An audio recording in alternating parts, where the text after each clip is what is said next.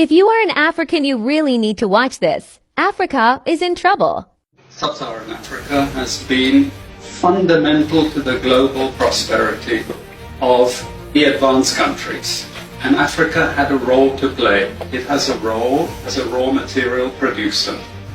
We will not allow Sub-Saharan Africa to escape that. Okay, we do everything to keep Sub-Saharan Africa where it is, also impoverished. It's absolutely vital for the prosperity of everyone else. So let's get clear about that. Okay, and this means all the economic structures, all the global institutions, and the economics we teach everyone is all designed to keep Africa exactly where it is. And whether it is Europe or US or now China, it's always the same.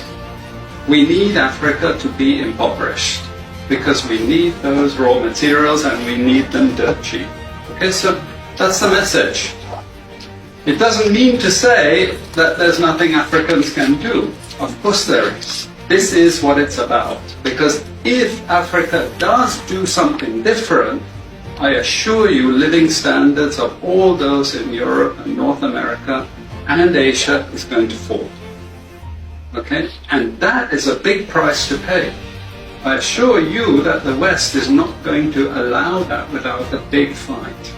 Okay? So the job of many Western academics is to convince Africans they have to keep doing what they're doing. Okay? And to show them it's your fault that you're poor. It's not our fault. It's your fault that you're poor. You know? So this is what we do in academic institutions. We know the basic forces that have caused this underdevelopment. We know it's colonization. We cannot afford to allow Africa to industrialize and start producing manufactures. Okay, so we will do everything to stop that. And I'm going to show you how we actually block that. We had East Asian rapid industrialization processes. So in the earlier period, we had Japan and Korea and Taiwan. Okay, rapid growth, sucking in raw materials from Africa, driving up the prices. After those countries finished industrialization, then Sub-Saharan African growth rate again fell. Sub-Saharan Africa is condemned to this role, just the supplier of raw materials, not a manufacturer. The currencies are collapsing of these countries, and many of them are Sub-Saharan African countries. After colonization ended, we needed new structures to keep these countries where they were. Okay? And the first of those is aid. Okay, we give them aid. Aid for what? Actually, we give them aid to keep repressive regimes in power. That's all.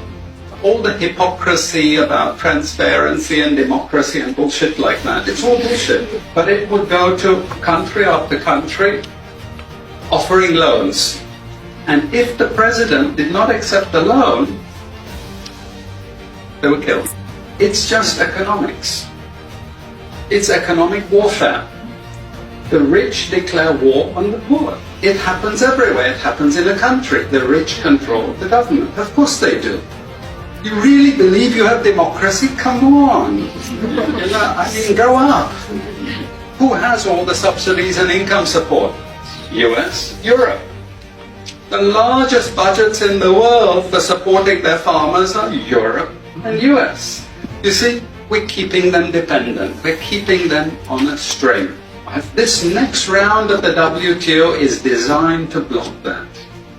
To block anyone else getting on top of the ladder.